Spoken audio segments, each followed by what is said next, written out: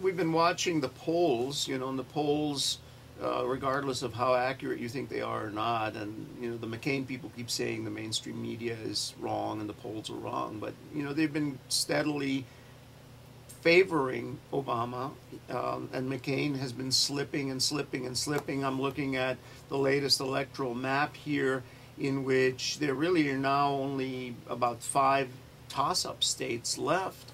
Elections are won in 24-hour cycles, and early voting's going on. So again, those people are voting without the latest news before the election. That's why I always vote on election day. Senator McCain can hope that the economy will suddenly turn around, which is not very likely.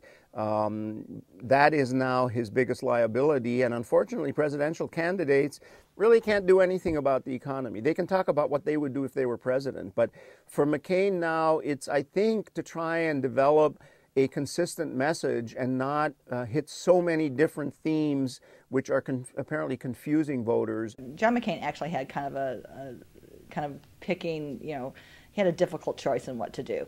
He's made his political life primarily by appealing to independents as a maverick. I think what he was trying to do, but then, you have your choice out there. Do you appeal to the mavericks? Do you appeal to the middle? Do you appeal to those independent voters that have been kind of your bread and butter in some of these campaigns? Or do you excite the social base of the party? I think he tried to do both with Palin's selection. She certainly does excite the base. She is still drawing huge crowds. In the last election, I was surprised how much young voters actually did show up to vote. This time around, I think it is going to be greater than ever before in history. So I think the big thing is for Obama is that he needs to motivate those young people to turn out.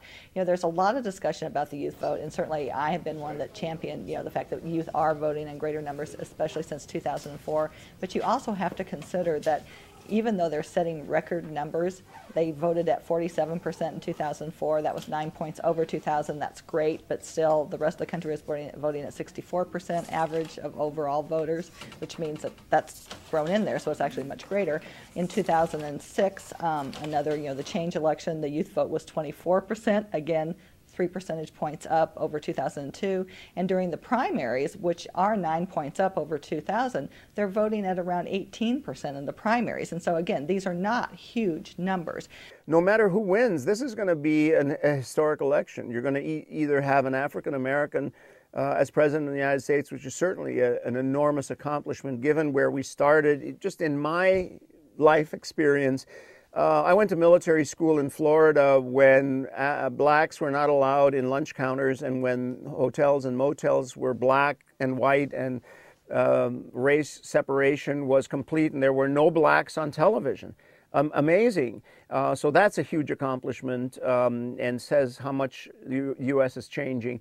And if Sarah Palin becomes vice president and McCain becomes president, you'll have the oldest president and the first woman in American history as vice president. So you can't lose this year. This is a great year for benchmarks and landmarks, and for everybody slapping high fives and saying we did something that has never been done before, and that's pretty interesting.